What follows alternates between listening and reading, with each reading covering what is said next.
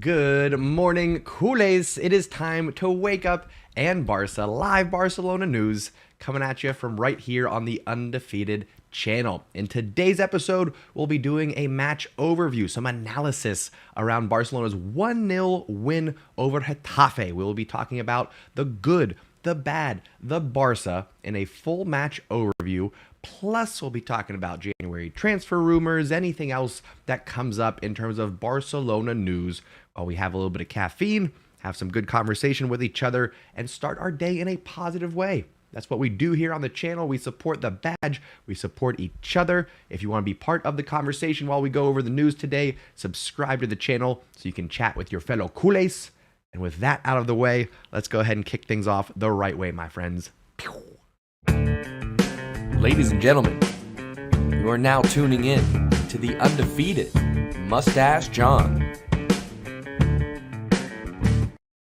All right, good morning to you all. Like I said, Barcelona with a 1-0 victory, staying at top of the table. Pedri coming up big in the 35th minute yesterday. If we take a look at the table all the way down here, we'll go over stats and the good, the bad, the Barça in a moment. But I want to take a look at the table. Real Madrid did win yesterday, keeping pace, but Real words. We'll figure it out. We'll figure out our words here. Let's take a little sip of coffee. Get our wheels turning a little bit. Real Madrid with a win yesterday, keeping pace with Barcelona, but we are still 3 points up. Level on matches played. This is going to be a tight race, a tight La Liga race, my friends. We're going to discuss a full match overview. We'll go over the stats. We'll talk about the good, the bad, the Barça. All that is happening, but first I want to say hello to the Stash Squad, see how we're doing, how we're feeling today. This channel is all about building the community, connecting culés from around the world, and I want to see how the Stash Squad is doing. So let me know how your weekend was, how are we feeling about this win, and then in just a couple of minutes, we'll get into the full match overview with the good, the bad, the Barça, and the mustache man of the match. All happening today, my friends. One more reminder, subscribe, drop a like if you're enjoying the content over on TikTok. Make sure you double tap that screen. And if you want the full experience, swipe over, click the link in my profile. That'll get you over to the Undefeated Mustache John YouTube channel, which is where you all are. And I appreciate you very much. Let's see who we got in here today. Harry, hello, hello. Meteor, good morning to you. We got Ovi in the house. Good morning to you, sir. Forza Barça, hello, hello. Not very happy with yesterday's performance. Fair, I'll say. Let me adjust this real quick, actually. I made a little change. I know this is inside baseball here, but I'm lowering that chat down just because I want you guys to be able to see that Messi painting on the wall back there. So I'm adjusting the microphone from being up here to being down here. So hopefully the audio quality is still good. Hopefully you guys can hear me just fine. But I want you to be able to see that Messi painting. It's glorious. My brother did that. My own flesh and blood. Hand painted. Beautiful. Anyway, Basma, hello. Says, it was a boring game, but thank God we got 3 points. Amen to that, my man. Not the most exciting match. Not Barcelona's best performance by any means. Xavi came out and said that as well. But we got the 3 points. Ovi says, to be honest, I'm not sure this 4-2-2-2 is going to work for us. I think it's completely dependent on who is on the pitch and who our opponent is. I think Xavi's done a good job of adjusting from Atletico Madrid to Real Madrid to Getafe. The opponent matters, right? You got to keep in mind we're resting some players, getting a little rotation in because we got Copa del Rey on Wednesday. Pause for a promo. We will be live this Wednesday. Copa del Rey, we're taking on Real Sociedad at the Camp Nou. Make sure you tune in for that live watch along, live commentary, play-by-play action. Cheer on the Blaugrana with your fellow culés right here on the Undefeated channel. Make sure you come hang out with us. We will be doing a match preview Wednesday morning. So lots of action happening on Wednesday. Make sure you're subscribed, turn on notifications, all that good stuff. But in the meantime, folks, we are still here to discuss the big win for Barcelona, 1-0 over Getafe. Let's go ahead and take a look at some stats. Pedri with the goal in the 35th minute, the one and only goal. Could have had a second one in there. Kessié, best opportunity, one-on-one with the keeper, couldn't finish. We'll talk about that more in a bit. But if you take a look at the stats, Barcelona with 8 shots, 4 on target compared to Getafe's 7 and 3. We got to do better than that. With 68% possession and more than double our opponent's number of passes, come on. We got to do more than that. We got to be more clinical in front of goal. We got to be more creative in the final third. 88% passing accuracy, 11 fouls. Yeesh. That's a lot for having the ball 68% of the time. Just saying. But we got the win. All right, that's the big point. We got the win. Barcelona is still top of the table, like I said. 3 points over Real Madrid, maintaining that gap. I like it. This one could have gotten squirrely. This is one of those matches where last year or the season before, maybe we give up an equalizer. Maybe we drop some points. Maybe we don't come away with the victory. But this time, we did. Excellent. Get the 3 points. We move on.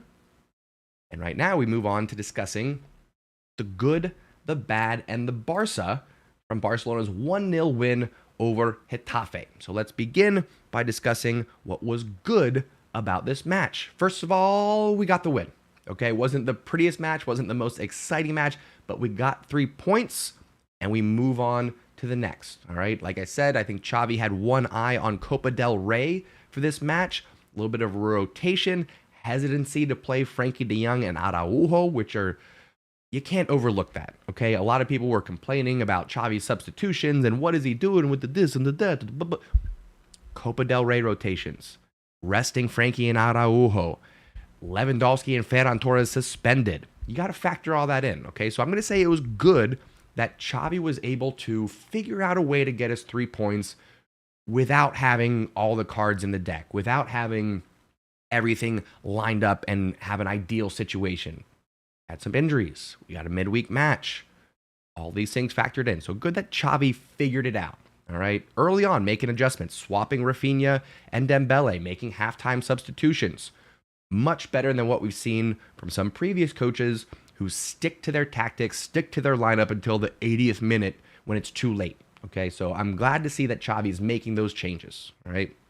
Outside of that, of course, we got to shout out Rafinha. I just mentioned Ian Dembele. About, 25, 30 minutes into the match with Rafinha starting on the right and Dembele on the left. Xavi had them switch. Didn't make a huge difference, but Rafinha did get the assist to Pedri.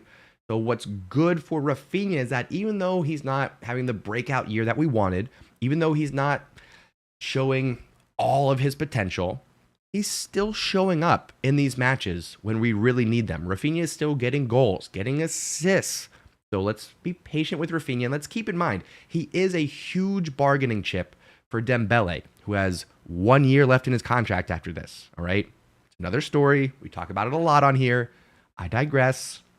I also want to shout out Christensen for having an excellent game, partnered with the man who's actually going to get the good box today, which is Jules Koundé.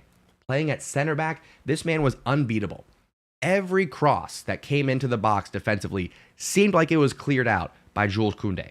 Anytime that Getafe got out on that wing, up until Jules Koundé was pushed out to right back, the center of the pitch was not a problem for Barcelona. Any balls in, whether it's a free kick or a cross, Jules Koundé was there to head it clear. All right. I was going back and forth. Koundé, Christensen, either one could have gotten the good box. But Koundé, like I said, still coming back from his injury before the World Cup. Wanted to give him some special recognition. But that's not to look over Christensen, who is playing amazing, amazing football for Barcelona. With the good out of the way, let's talk about what was bad. I hate to do this. I hate to even do this. I hate to do it, okay? But it just whatever. Just jump right into it. It was Ansu Fati. Ansu Fati gets the bad. I was hesitant to do this. I didn't want to do it, but Ansu Fati in this match in particular, playing in the number 9 position, he looked like a lost little deer. Just wandering around without his mommy, no idea what to do or where to go, and just lost. He looked lost. He wasn't making runs. He wasn't receiving the ball well. His passes were off. He gave the ball away so much. With that said, I don't think the number 9 position is for Ansu Fati. I think Ansu Fati needs to be on that left wing. I think he needs to get the ball at his feet and run at the defenders. That's where Ansu is at his best. He can cut to the left. He can cut to the right and shoot. But playing at the number 9, he needs a lot more time. I think we actually missed Ferran Torres here. He's out, unavailable, as well as Lewandowski. Of course, Ferran would be the second choice. So we're down to our third choice, number 9. And like I said, I hate to pick on him, but wasn't involved enough. And when he was, it wasn't creative. It wasn't consistent. So for those reasons, Ansu Fati, I hate to do it to you, my man, but you got to get in the box. Okay. Shake that off. I don't like picking on Ansu Fati. I don't like talking about what was bad in these matches, but we got to acknowledge it. Got to acknowledge that, okay? Let's talk about what was Barça about this match. Get back to some positive things here, okay? What was Barça about this match? Aside from, I want to give Rafinha another shout out here. He was up for the good box, also up for the Barça box. So Rafinha for the assist, I thought was absolutely incredible. But this Barça box goes to Pedri. It goes to Pedri. And here's why. Xavi has asked Pedri to step up in terms of the goal output. Not just bossing the midfield, not just creating space, creating opportunities, but putting the ball in the back of the net. That's what Xavi has asked of Pedri, and that's what we're getting. Pedri has said, hey, boss, I hear ya, and here you are. There's the goals. So Pedri coming up big, making that run into the box. Like I said, those well-timed runs. We're missing that for a lot of, not just this match, but this season. From Gavi, from Frankie, from Pedri. Those well-timed runs to get those crosses in from Rafinha, from Dembele, from others. It's exactly what we saw with this one. Rafinha to Pedri, back of the net. So Pedri gets the Barça box for giving us that 1-0 lead, which led us to victory. But that would have all been spoiled if not for the mustache man of the match, Marc-Andre Ter Stegen. Huge performance from Ter Stegen. Are you kidding me? Not 1, not 2, but 3 big saves to get all 3 points for Barcelona. 1 in the first half, 2 in the second half, including a late one. It looked easy peasy, but that's because Ter Stegen positioned himself so well. Huge stops, and I'll share with you this stat from Barca Center here. Goalkeepers with the best percentage of stops in the top 5 major European leagues this season. Ter Stegen, number 1, with 84%, above Diouf, above Pope, above Rui, and above Kepa Arrizabalaga. Kepa, not Kepa, whatever his name is. Doesn't matter. Mark Ter Stegen, my friends. Coming up huge, and he gets the mustache man of the match for his performance against Getafe. That does it for the good, the bad, the Barça. But my friends, we have a bonus segment in honor of Marc-Andre Ter Stegen. We are bringing in the Barça breakdown to talk about Ter Stegen's huge stop in the first half, just before that halftime break. Barcelona up 1-0, and then Marc-Andre Ter Stegen does this. Let's check it out, my friends. This is starting out shockingly with an arid pass from Pedri, puts in Mayoral perfectly. I mean, you could not ask for a better through ball, first of all. I know Pedri was feeding the wrong team here. I don't know what he was thinking. What a through ball by Pedri. Anyway, I digress. Watch what Ter Stegen does here. Watch his spacing as this comes out. Okay, pause right there. Pause right there. What you're seeing is Ter Stegen just took his first step. Let me back it up. This orange blob is Ter Stegen, all right?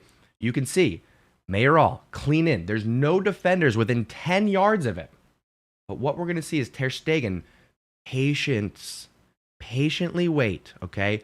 Most keepers right here would panic, come sprinting out and get run past. But Ter Stegen comes out to the penalty spot and he stops. He waits until the attacker gets to the top of the box, and then he comes out to the penalty spot to close down the angle. Look at this. Wait. Now he steps up. This is where he takes his first steps, closes down the angle. You can see the opponent, little pump fake there, trying to make Ter Stegen off tilt. But Ter Stegen is in the right position. He's squared up. He's ready. And he makes the big stop. Huge save. This would have leveled things going into halftime. Here's a second look, and this might be a better angle of Ter Stegen here. Again, Pedri, phenomenal through ball to the wrong team. Finds Mayoral, who's clean in on goal. But Ter Stegen takes a look around, gets his positioning. Again, he's patient. He's waiting. Most keepers right now would have been sprinting out towards the ball in a full panic and gotten dribbled past. But Ter Stegen knows what he's doing. He knows when and where to go at the right time. He's patient. He comes out now and makes the big stop. Makes the big stop when it mattered, my friends. Marc-Andre Ter Stegen, you're a hero, saving all 3 points for Barcelona against Getafe. You get the mustache man of the match. You get the Barca breakdown. Congratulations to you, sir. I love you, Marc-Andre Ter Stegen. I love you. Mwah. All right, that does it, my friends, for the Barca breakdown. It also concludes the good, the bad, and the Barca. Let me know your thoughts. What do we think about what I put in the boxes? What would you change? What did you agree with? The good, the bad, the Barca, the mustache, man of the match, and then the Barca breakdown. Give me your thoughts, folks. We'll keep the conversation going, whether you're watching live or on replay. If you're watching on replay, make sure you leave some comments down below. We'll keep the conversation going. And for right now, I will turn to the chat. I fix my morning hair. I'll turn to the chat, see what everybody thinks about the good, the bad, the Barca, and then we'll go from there, my friends. And of course, again, if you're watching on on TikTok, I appreciate the comments. I appreciate the likes. Make sure you swipe over, click the link in the bio to get you over to YouTube, and give me a follow while you're over there. All right, with that out of the way, Kudis, how we doing, sir? Glad to see you. Let me scroll up, see what kind of comments we got here. Yes, indeed, we are new segment. I know I brought it out before, and we're going to see how it works because I'm kind of breaking a little bit of copyright there. I did some things, so hopefully that clip isn't showing so much that I get flagged. If I do get a copyright hit for that, I've got one more little tweak that I could do to maybe get around it where I use still images instead of video. I've seen some people do that. I want to be able to do a Barca breakdown, talk about the tactics, the analysis of these plays, give credit where credit is due, bring out some of the details that you might have missed, So Barca breakdown, hopefully here to stay. we'll see what happens with copyright and all that jazz. But I appreciate the shout outs. Coffee at Don is in here with us. How we doing? Sahil, hello, says, please explain to me how Busquets got man of the match. I think it's because it was his 700th performance, 90 minutes in the middle of the pitch. I'm assuming that's why, if I had to guess. Lem NX, I'm going to call you Lem, says Dembele has been good. Good, not great, and inconsistent. I am remaining hopeful for Dembele. I'm remaining hopeful that he will continue to develop, continue to step up and perform the way that Xavi wants him to. He'll renew for a reasonable salary, and he'll be with Barcelona long term. That's what I'm hoping for with Dembele, and I think we can get that. Oh, we'll see. Meteor, how we doing? Talking about Lewandowski being the best number 9. Can't disagree with that. Hollow the Reaper, how we doing? Good to see you, my man. Grimash, hello. Says, why our attack line is lost without Lewandowski? Because he's elite. He's an elite number 9, and he's our only true number 9. We have Ferran Torres fill in. We have Ansu Fati fill in. But Lewandowski is the only pure striker that Barcelona have right now. He's world class, and he gives us that physical presence that we don't get with our other players.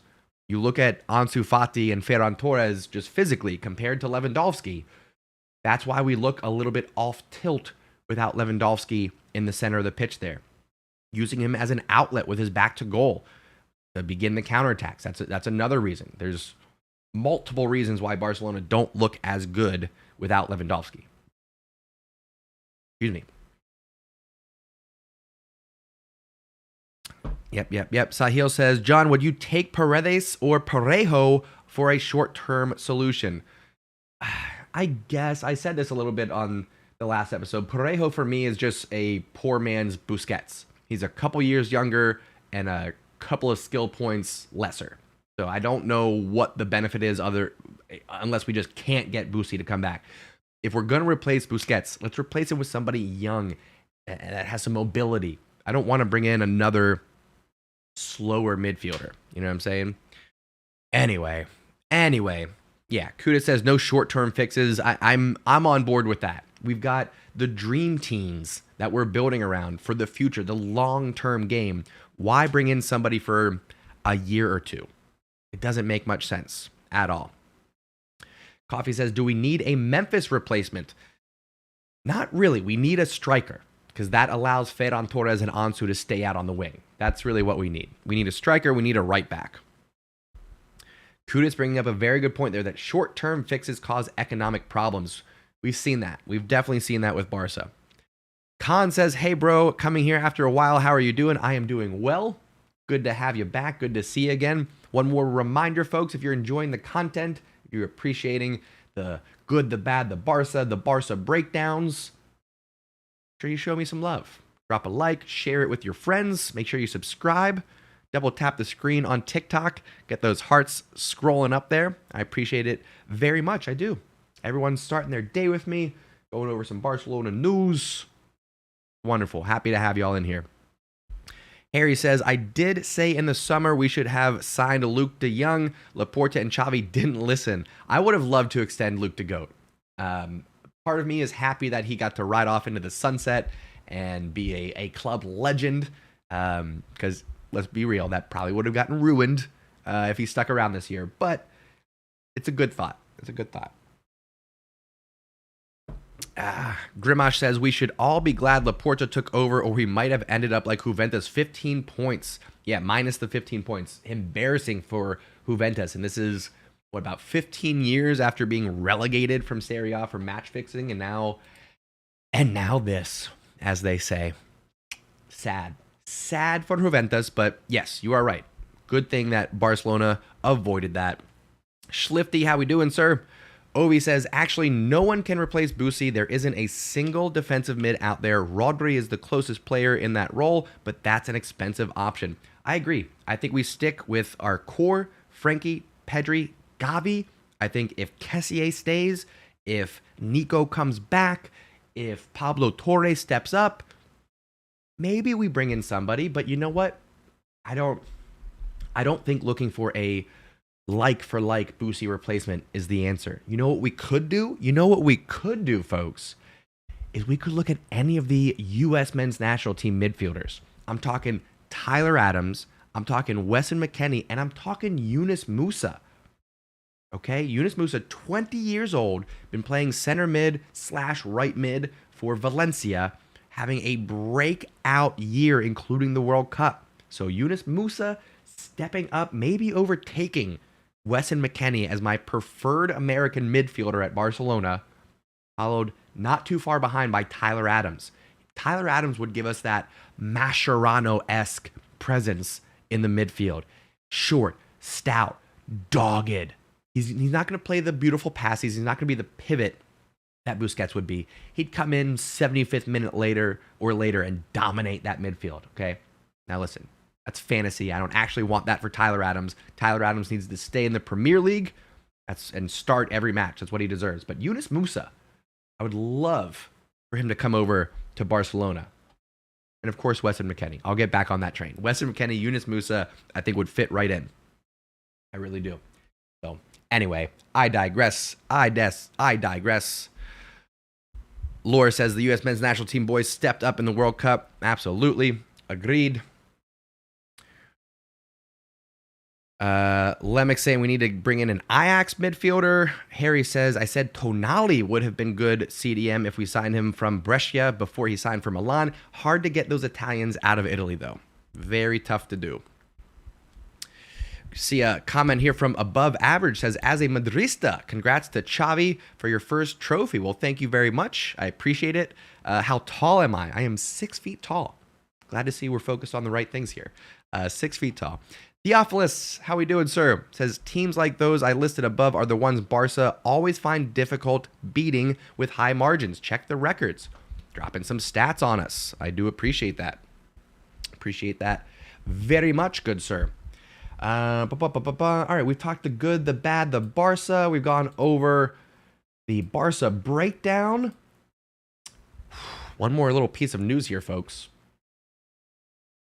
Ooh, what do we think of this? Asensio, again being rumored to be looking at Barcelona. Barcelona apparently have been in contact with Asensio's camp over a summer move. He will be out of contract with Real Madrid, out of contract and out of favor, really. Doesn't get significant playing time with Vinny Jr., with Rodrigo, and others. Not a lot of room for Asensio. So the question is, folks, would you, as a Barcelona supporter, accept Marco Asensio at the Camp Nou? Would you be okay with a Madrista swapping kits, putting on the Blaugrana? How do we feel about it, folks? Would we welcome him with open arms, or would we shun him? Or would we say, you know what, you can come, but let's see what you do before I give you any of my support? What would be your reaction to Marco Asensio coming over the Camp Nou? Let me know, folks. What do we think?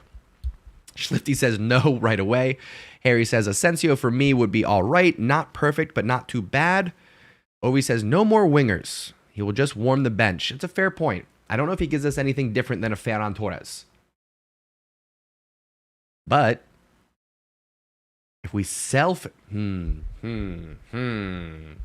there's the question, folks. Would you sell Ferran Torres and bring in Marcos Asensio for free?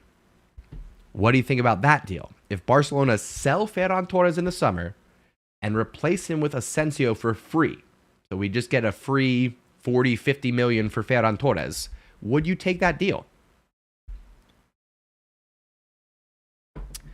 Shifty's still saying no. Harry said he'd be better than Carrasco. Fair. Theophilus says Ansu Fati didn't really get a lot of chances. Yeah, we talked about him. He was just very poor in the middle of the pitch there. Nishit still saying no. Sahil says, I doubt he would fit our system of pure wingers. Okay. Barca Vision would take it. Kudus bringing up a good point. Free is hard to pass up. Plus, it's a little bit tempting with the storyline of bringing a Madrista over. It hasn't happened since... Who was the last one to change? I know we've talked about it on the channel before. Saviola might have been the last Madrista, and Cules, maybe. I forget.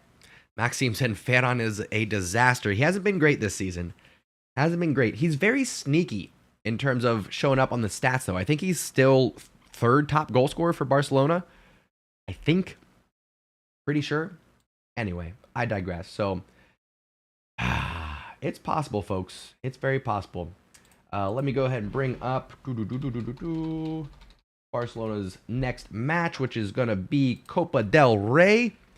Wednesday, 3 p.m. Eastern, we're taking on Real Sociedad at the Camp Nou. This is going to be a big one, folks. This is not a gimme by any means. This is not a guaranteed victory for Barcelona. We're going to go over lineups. We'll talk predictions on Wednesday's episode of Wake Up in Barca. So make sure you subscribe, turn on notifications so you know what time we're live.